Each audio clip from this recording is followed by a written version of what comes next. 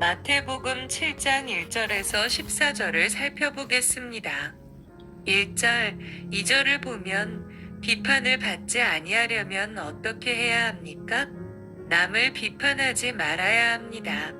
여기서 비판하다는 심판하다, 정죄하다의 의미입니다.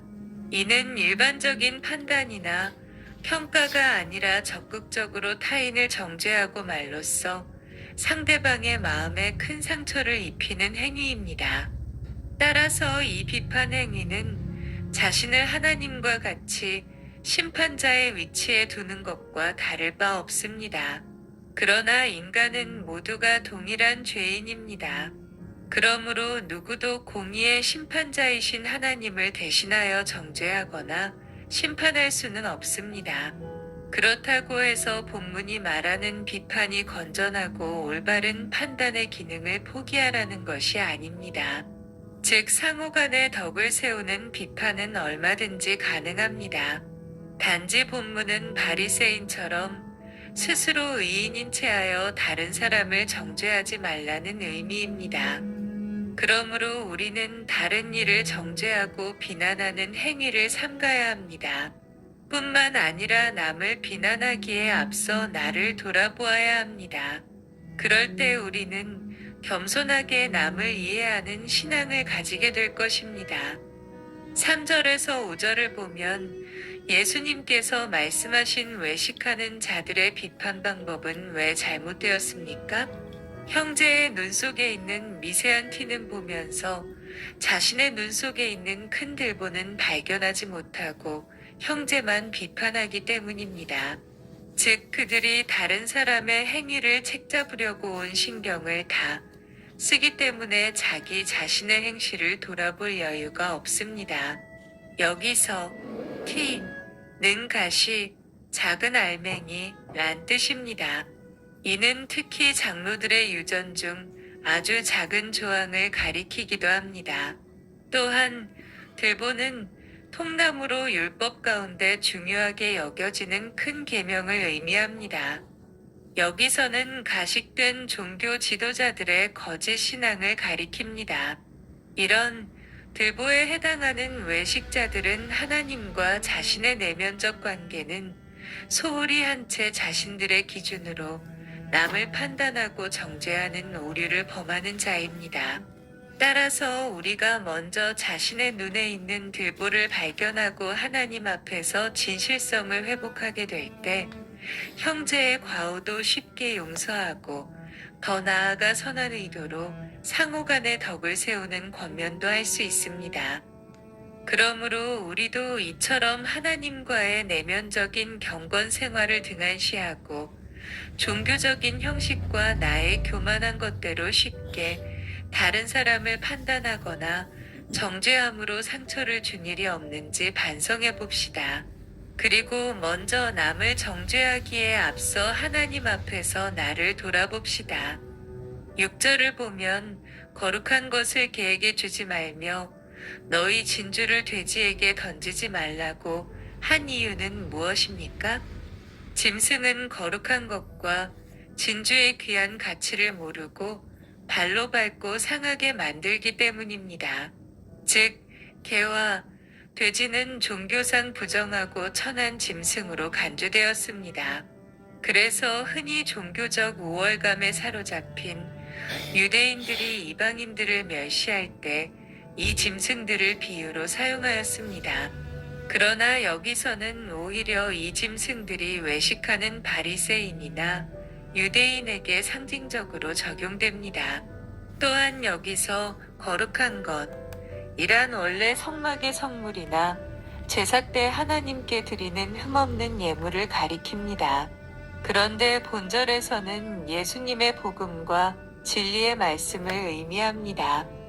따라서 본절은 외식하는 자들에게는 이 복음의 말씀이 걸림돌이 되어 말씀을 듣지도 않고 오히려 악용한다는 의미입니다. 그래서 예수님께서는 외식하는 자들에게는 복음을 감추시고 어린아이와 같이 순전한 자들에게는 복음을 밝히 드러내셨습니다. 그러므로 우리는 예수님의 복음을 들을 때 그 말씀을 불신자와 가치 없인 여기거나 무관심하지 말고 정말 거룩하고 값진 보배로 생각하여 말씀을 사모하는 심령으로 말씀에 귀 기울이는 신앙을 가져야 하겠습니다. 7절, 8절에 보면 구하라, 찾으라, 문을 두드리라는 어떤 자세로 기도하라는 뜻입니까? 이는 자기의 필요를 충족시키기 위해서 무조건적으로 자신의 욕심을 간구하라는 의미가 아닙니다. 즉 이는 하나님이 원하는 것들을 인내와 성실로서 구하라는 점층법적 표현입니다. 이처럼 거의 동일한 의미를 가진 단어의 연속적인 나열은 간구하는 자의 간절함과 겸손함을 표현합니다. 실로 이와 같은 기도 자세는 마음으로 구하고 간구한 대로 몸소 실행하며 기도의 궁극적 대상이신 하나님을 만나는 것을 의미합니다. 따라서 기도하기 전에 반드시 기억해야 할 것은 정욕으로 쓰기 위해 헛된 것을 구할 때 하나님은 결코 응답하시지 않는다는 사실입니다. 그러므로 하나님의 자녀된 우리는 하나님이 우리의 필요한 모든 것을 충족시켜 주시는 능력 있는 분임을 믿고 자신의 소원을 아뢰기 이전에 먼저 주님의 뜻에 합당한 기도부터 할 수 있는 성숙한 신앙을 가진 인격의 소유자가 되어야 하겠습니다. 9절에서 11절에 보면 예수님은 기도에 대한 하나님의 분명한 응답을 어떤 비유로 설명하셨습니까? 너희 중에 누가 아들이 떡을 달라 하면 돌을 주며 생선을 달라 하면 뱀을 줄 사람이 있겠느냐라고 비유로 말씀하십니다. 이는 완악한 부모라도 자식에게만은 좋은 것으로 준다는 말입니다. 이와 같이 인간은 감히 하나님과는 비교도 되지 않는 부정한 존재이지만 자기의 자녀에게는 좋은 것으로 주려는 본능이 있습니다. 하물며 죄 많은 인간도 이럴진대선하신 하나님께서 당신의 택한 자녀들에게 반드시 더욱 좋은 것으로 주시는 것은 의심할 여지가 없습니다. 이처럼 하나님의 사랑은 부모님의 사랑과는 비교도 되지 않는 귀한 사랑입니다. 그러므로 우리는 우리 죄인을 위해 무음하신 독생자까지 아낌없이 주신 하나님의 사랑을 생각합시다. 그리고 이런 하나님이 우리 기도의 대상자임을 한번 생각해 봅시다. 어찌 이런 분께서 우리의 기도를 외면하시겠습니까? 그러므로 우리의 기도는 반드시 응답된다는 확신을 가집시다. 12절을 보면 남에게 대접을 받으려면 어떻게 해야 합니까? 대접받고자 하는 대로 남을 대접해야 합니다. 이 말씀은 흔히 황금률이라고도 일컬어집니다. 즉 이 말씀은 하나님께 응답받을 수 있는 기도의 원리에서 도출해 낸 말씀입니다. 곧 하나님께 기도의 응답을 받기 위해서는 간절함과 확실한 믿음으로 간구해야 하듯이 다른 사람들에게 대접을 받기 위해서는 먼저 남을 대접하라는 것입니다. 한편 예수님께서는 이 같은 황금률이 곧 율법이며 선지자라고 말씀하십니다. 이는 당시의 모든 성경을 통칭하여 가리키는 용어입니다. 결국 이는 우리가 먼저 행하는 대로 남에게 대접을 받는다는 것이 성경의 가르침임을 보여줍니다. 이와 같이 먼저 남에게 베푸는 삶을 실천하는 것이 성도들이 지키며 살아야 할 하나님, 나라의 생활 윤리입니다. 그러므로 하나님의 자녀된 우리 성도는 남에게 대접을 받으려 하기에 앞서 먼저 선하고 거짓이 없는 마음으로 모두에게 사랑과 인정을 베푸는 진정한 신앙 인격의 소유자들이 되어야 할 것입니다.